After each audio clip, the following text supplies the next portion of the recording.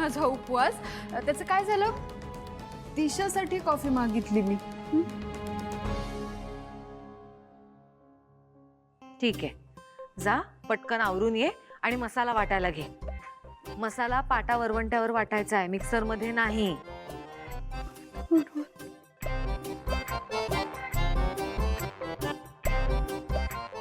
जा.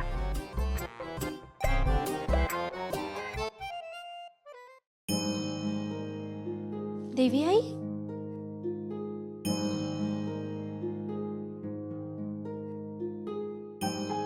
देवी आई तुम्ही स्वयंपाकघरात काय करताय?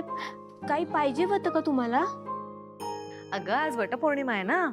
आजच्या दिवशी किर्लोस्करांच्या सुना आपल्या नवऱ्यासाठी स्वतःच्या हाताने काहीतरी बनवतात. त्यामुळे आजच्या दिवशी मी आणि दामिनी किचन सांभाळणार आहोत. तू हरीशसाठी चहा घेऊन जा. पारू, तू नाही ना आज उपास धरलेला? नाही. ठीक आहे, पुढच्या वर्षीपासून तुला आणि दिशाला पण उपास करायचा आहे. जा चहा घेऊन जा. द्या, मी बांधून देते.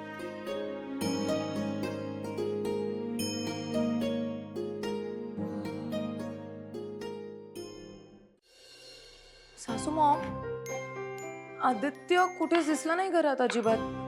एव्हरीथिंग इज फाईन ना? आय मीन तब्येत वगैरे बरी आहे ना त्याची? त्याला आराम करायला सांगितलंय, पण तो ऐकतो का? त्यामुळे आज पुन्हा ताप भरलाय त्याला. त्याच्यासाठी ही पेज करतेय. ज्या बायका वडाची पूजा करत नाहीत त्यांची नवरी मरतात. ते गणी काय पण काय बोलतो. काही रीती असतात, काही परंपरा असतात आणि काही गोष्टी आपल्या मानना न मान्यवर पण असतात.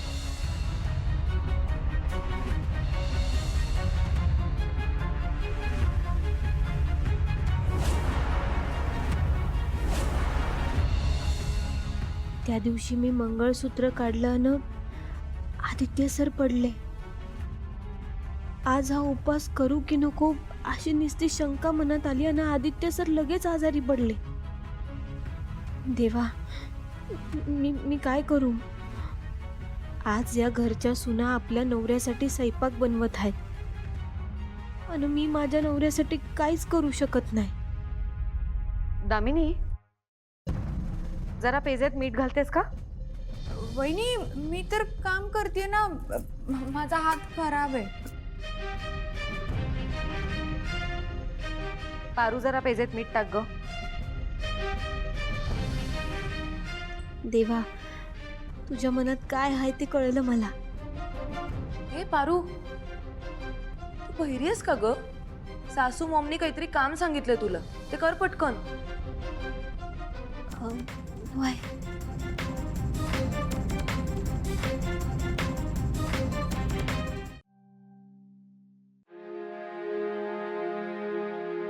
पारू, थांब.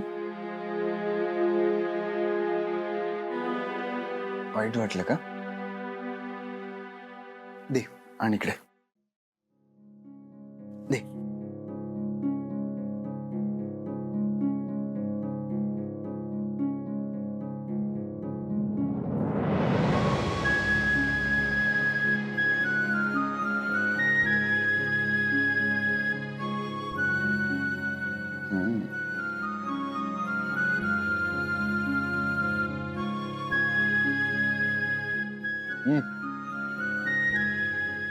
आता तरी खुश?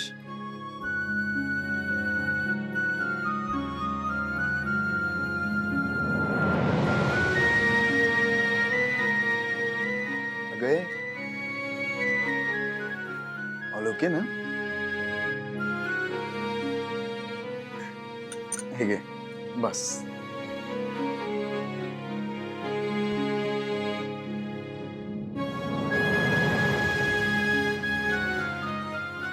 थँक्यू. येते. या.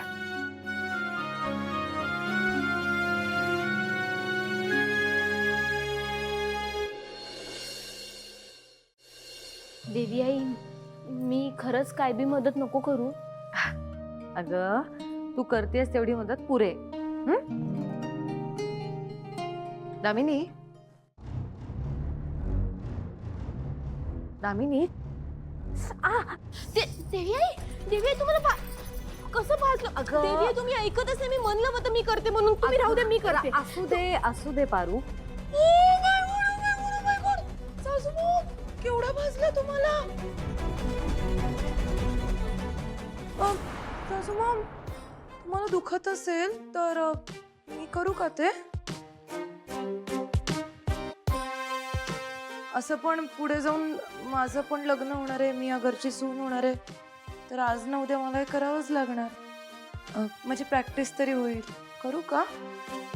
नको, राहू दे. दिशा, तू इथे ये ना, मला मदत कर. ये. ओके.